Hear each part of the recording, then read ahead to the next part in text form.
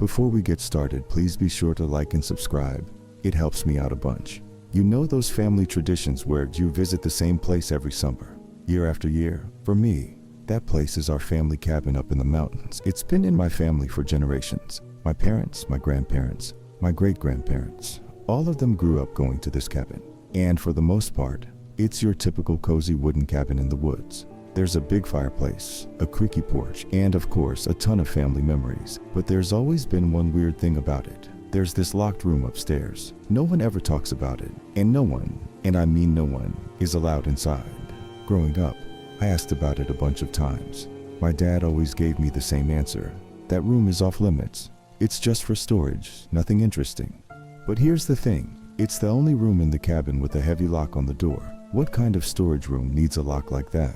So, being a kid, of course, I was curious. I even tried to peek inside a few times, but the door was always locked tight. Over the years, I kind of just accepted it. We'd go to the cabin every summer.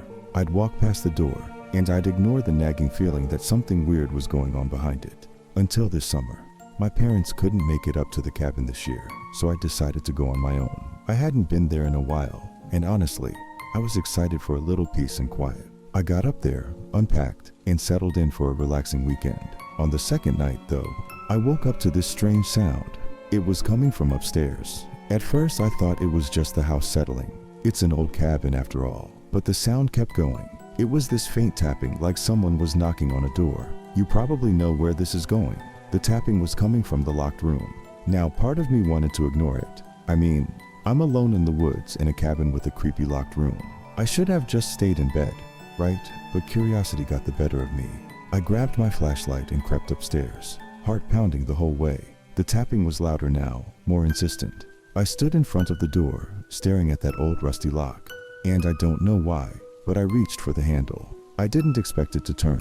I mean, it had been unlocked my whole life. But the handle did turn, and the door slowly creaked open. I shined my flashlight inside, and at first, I didn't see much. Just some old furniture covered in sheets, dusty boxes piled in the corners. But then I noticed something strange. In the middle of the room was a chair, and on that chair was this old worn-out doll, the kind of doll you'd see in a horror movie, with faded button eyes and a crooked smile. But that wasn't what made my stomach drop. The doll was facing the door. It was like it had been waiting for me. I don't know how long I stood there, frozen, just staring at it. But then I heard the tapping again. Only this time, it wasn't coming from the door. It was coming from inside the room. That's when I realized something. There were scratch marks on the floor around the chair. Deep, jagged scratches like something had been dragged across the room. The more I looked, the more I saw them, crisscrossing the entire floor. I backed out of the room, heart racing, and slammed the door shut. I don't know what I expected to happen next, but the cabin went completely silent. No more tapping, no more scratches, just dead heavy silence. I barely slept that night, and the next morning, I packed my bags and got out of there. When I told my dad about what I found, he just looked at me for a long time, like he was debating whether to tell me something. Finally, he said, "There's a reason we keep that room locked. It's better if you don't go in there again." And that was it. No explanation, no details, just a warning. I haven't been back to the cabin since, and honestly, I don't think I ever will.